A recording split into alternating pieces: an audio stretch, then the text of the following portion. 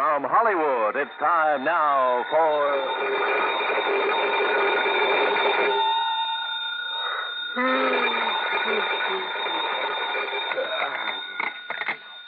Yeah, Johnny Dollar. This is Peter Hanley at Western Maritime and Property Insurance. Holy, look, do you always start making calls at 4 a.m., Mr. Hanley? I had to phone clear across the country, Mr. Dollar, to find out that you're right here in Los Angeles. Yeah, that's right. The Beverly Hilton out here in Beverly Hills. Good.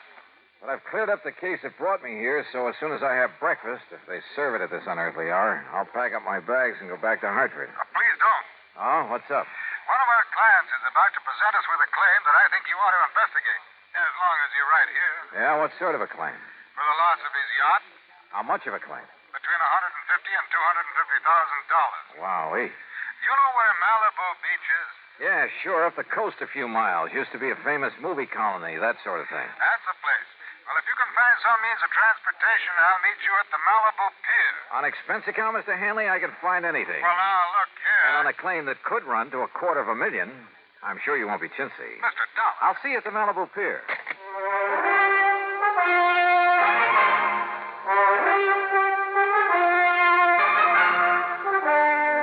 Bob Bailey in the exciting adventures of the man with the action-packed expense account. America's fabulous freelance insurance investigator. Yours truly, Johnny Dollar.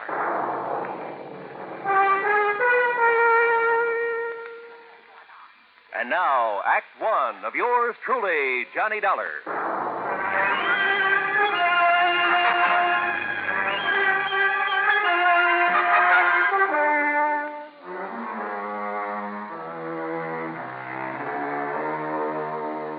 Expense account submitted by Special Investigator Johnny Dollar to the Western Maritime and Property Insurance Company, Los Angeles, California.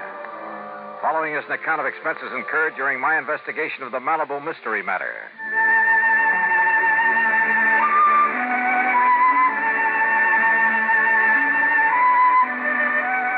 Expense account item 1, $2.25 for a fancy breakfast in my room at the Beverly Hilton. Item 2, $50 deposit on the best-looking rental car I could find. I drove out Santa Monica Boulevard to the Coast Highway, then north along the edge of the Blue Pacific, some 12 or 13 miles to Malibu, where a long fishing pier stuck out into the ocean. Cars were parked for half a mile on either side of the pier entrance, and it looked as though half the population of L.A. was crowded out on the pier itself. Thanks to an ambulance that pulled away from the curb and headed south toward town, I found a parking space.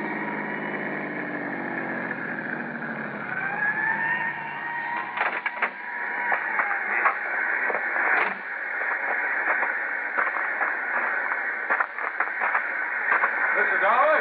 Here. Oh, hi, Mr. Hanley. Come along out on the pier. All right. What's all the mob so early in the morning? Apparently, word of an accident like this gets around quickly. What kind of an accident? Don't you see the Coast Guard vessels out there circling around? Yeah. Did this boat you were talking about sink out there? The Tatus, Mr. Dollar, a $150,000 diesel yacht. What happened to her? Apparently, it just blew up. Survivors? Mr. and Mrs. Randolph Merrill and the steward and deckhand managed to get into the launch they used for tender. They were picked up by the Coast Guard.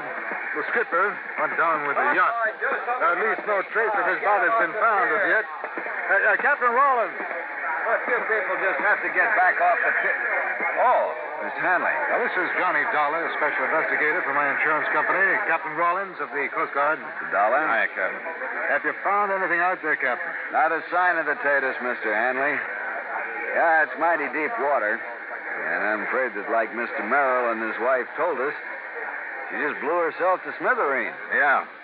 Even from here, I can see some wreckage floating in. Well, they're all working around the oil slick out there, so the grapples ought to be able to find something down below. Some traces of a hull or machinery or something. When did it happen? Oh, 2.5 hours ago. One of our craft got up here from Santa Monica Harbor not more than 40 minutes after she went down. How'd you find out about it? Phone call from somebody living along the beach. The Tater stood out there blowing a whistle and foghorn, woke him up. By the time he got out of bed, well, he said it looked like a regular fireworks display. About a half mile offshore, huh? You see where they put a marker buoy? Yeah. Wouldn't the wind and current move that slick and whatever wreckage there is? No wind. That's why there's still some fog out there. And they're allowing for drift. Don't worry. If there's anything left of the Tatus, those boys will find it. Now, excuse me, will you please? I got to keep a check on operations. Yeah, sure, Captain. See you later. Hanley, you say Mr. and Mrs. Merrill are okay, huh? Yes. If the Coast Guard in Santa Monica are through with them, they're probably back at their home in Westwood. I think I'd like to talk to them. By all means. Though I don't exactly see any particular reason for investigation. It's company policy, Mr. Dollar, on any claim over $100,000. Yeah, but the claim can't have been made yet. Don't worry, it will be. Wait a minute. $150,000 yacht. But you said the claim could go as high as $250,000. Yes, that's because of Mrs. Merrill's jewelry, which she always took with her. Oh, was that lost, too? I don't know. I haven't yet talked to her. Then let's do it. Well, if it hadn't been for a friend of mine living up on the hill behind the beach who was also wakened and saw the explosion, I wouldn't have known about it even this soon. Yeah. Well, come on, let's talk to the Merrills.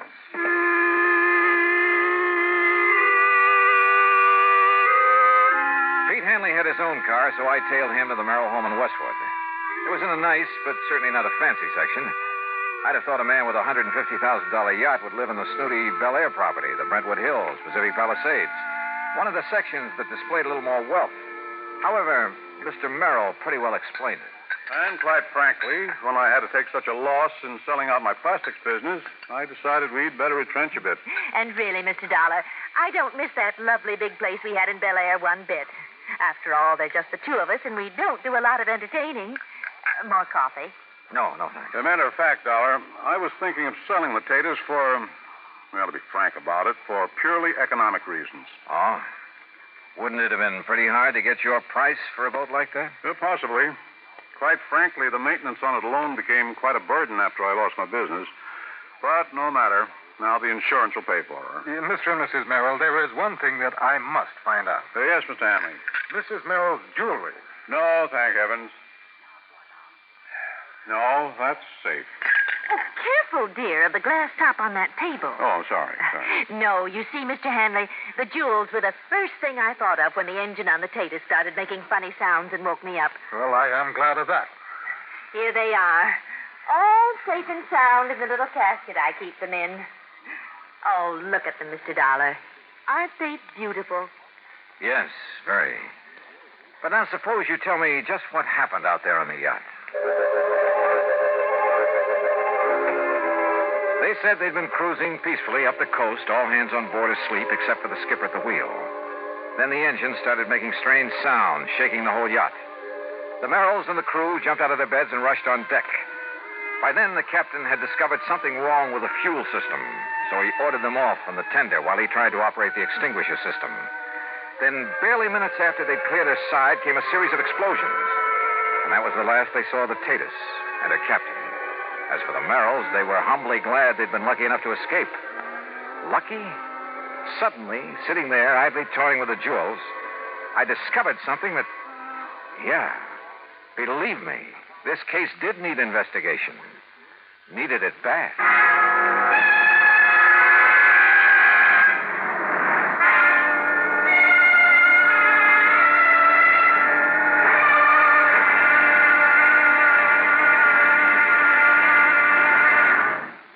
Act 2 of yours truly, Johnny Dollar, in a moment. Act 2 of yours truly, Johnny Dollar, and the Malibu Mystery Matter.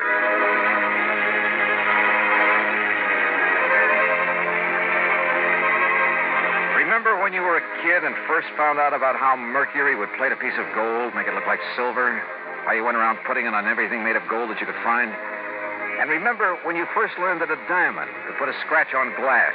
How you went around with your mother's engagement ring, cutting grooves in window panes, glass tabletops, and so on? Okay. Sitting there, listening to the Merrills tell about the explosion on their yacht, I toyed with some of the beautiful jewelry Mrs. Merrill had been able to save. Jewelry insured for $100,000.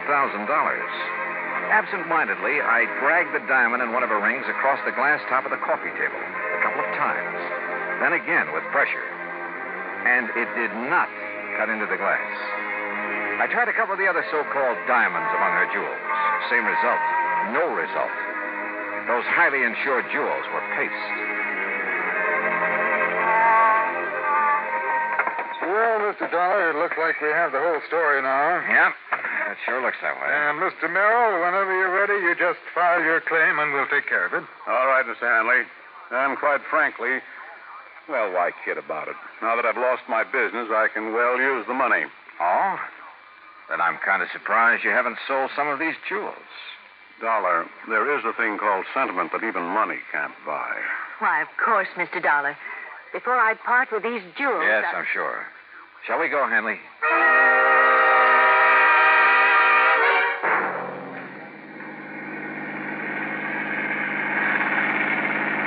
But if you're perfectly satisfied with the Merrill's account of the wreck, why go back to Malibu? Did I say I was perfectly satisfied, Hanley? Look, wouldn't you feel a lot better if that wreck could be located, maybe brought up for examination? Oh, yes, but you're certainly lucky Mrs. Merrill saved that fortune in jewelry. What jewelry? What are you talking about? You saw it yourself. Did I? And it's covered for $100,000. That jewelry that she showed me? Of course. What are you getting at, Dollar? Look, I take it Merrill's business came a cropper, huh? Why, yes, he simply bit off more than he could chew. You know, overestimated his market, overexpanded. Matter of fact, I've been thankful these past couple of years that I didn't fall for his pitch and invest in it. Merrill's quite a promoter, you know. You mean a crook? Well, I didn't say that, no, but his Bel Air estate, where they used to live, his yacht, her jewelry, that sort of thing. They were all to impress the people he got to finance his ventures. A real fast guy was somebody else's buck, huh? Yeah, I guess you could say that about him. So that's why you wanted me to investigate this so-called accident to his yacht. No, not at all, as I told you. What do you mean by so-called? Hanley, you say a friend of yours actually saw the explosion. That's how I learned of it almost as soon as the Coast Guard. But now... And if you know the address, that's where we're going. I told you, he lives up on a hill overlooking Malibu Beach.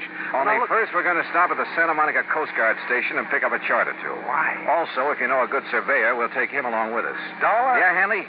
I've got an idea that may save your company a lot of money.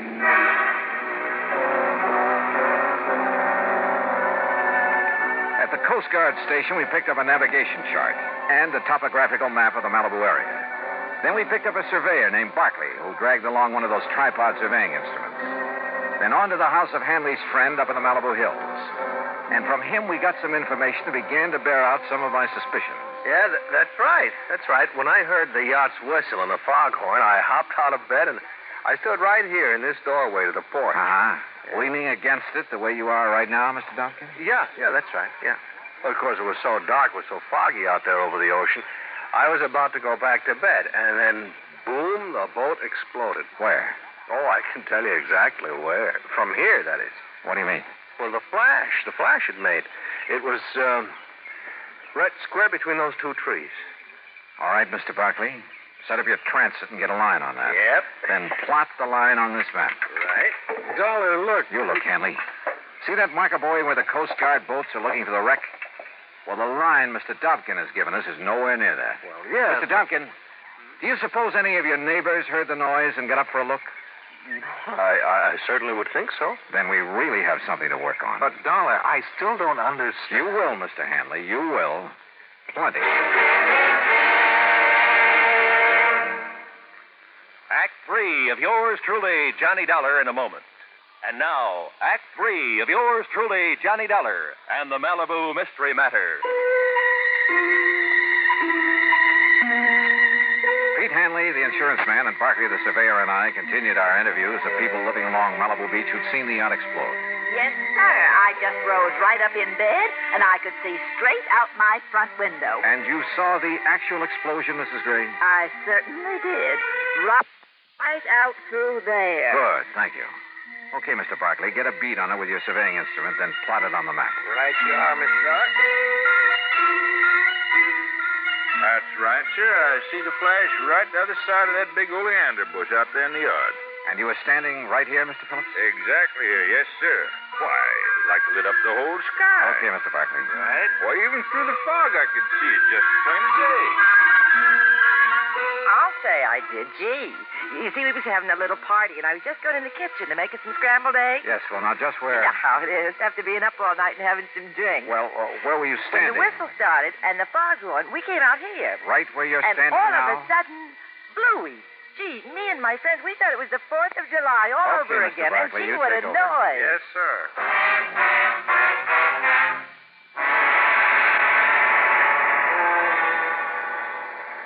So according to our survey, Captain Rollins, your boats have been looking in the wrong area for that wreck. Yeah, Mr. Dollar, according to this chart the surveyor made, the Tatus went down right on top of Calico Rocks. That's a formation only about 30 feet below the surface. That means that our divers will have no trouble at all finding the wreck. Then go to it, Captain. We'll be at the Beverly Hilton. Let me know what you find. Will do, Mr. Dollar. Item 3, $5.25 for some lunch. Then we went up to my room and waited. Finally, a couple of hours later, came the call from Captain Rollins. No, Mr. Dollar, our divers didn't find a sign of her, not a sign of the Tatus or any part of her, but Yes, Captain? we did find a lot of, well, they looked like heavy cans that had burst open. Like maybe they'd contained some kind of explosive? Exactly like that, and some heavy logs and tie chain wedged into the rocks, like an explosion had driven them in. A raft? Maybe loaded with dynamite or something to make the explosion everybody saw? Exactly. But what I don't understand is the oil slick we found, the wreckage floating around. Captain, I think that oil slick and the flotsam were planted out there. Well, then listen. Look, check every port on the Mexican coast, large or small, for the Tatus. I'll talk to you later. Come on, Hanley. We're going out to see the Merrills.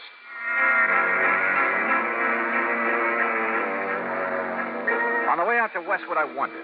I was satisfied. I was sure. I knew just how Merrill had pulled his little fraud. Little? What's little about a few $100,000? But I needed more than that for the sake of the insurance company who'd have to prosecute. So when we got there, I decided to try a bluff. Come in, Mr. Dollar. Mr. Hanley.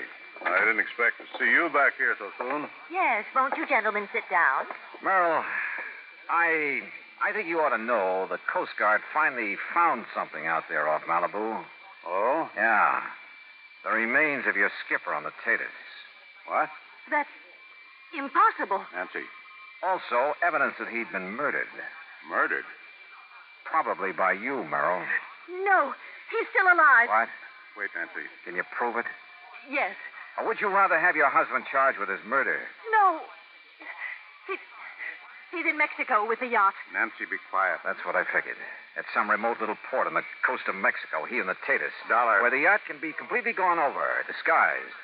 Meanwhile, of course, you thought you'd collect the insurance on her because of the completely phony wreck you almost got away with. Thanks to the fog and the darkness. Nancy, you fool. I could. All right. How did you find out, Mr. Dollar? Your wife's phony jewels tipped me off that you're not exactly paragons of virtue.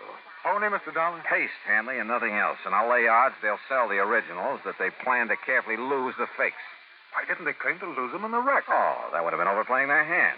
Apparently, having saved those jewels made the wreck look all the more legitimate. But the really clever stunt was dumping oil on the water and some odd bits of wreckage away from the spot where they blew up the raft. Yeah, it almost kept the Coast Guard from finding the cans of explosives they'd used for the little fireworks display. But, Merrill, the only thing around here that's been sunk is you. Dollar, I'll fight you and this insurance company with every legal trick in the book. You know something, Mr. Merrill? I don't think you'll get to first base.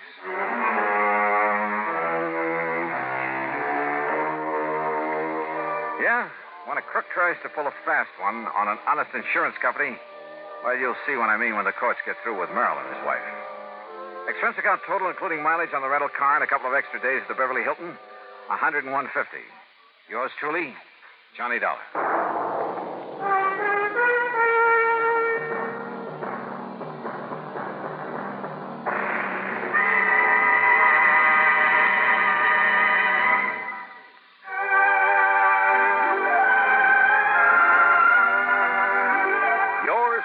Johnny Dollar, starring Bob Bailey, originates in Hollywood and is written, produced, and directed by Jack Johnstone. Heard in our cast were Paula Winslow, Eleanor Audley, Gene Tatum, Ben Wright, Harry Bartell, Will Wright, Lawrence Dobkin, and Barney Phillips.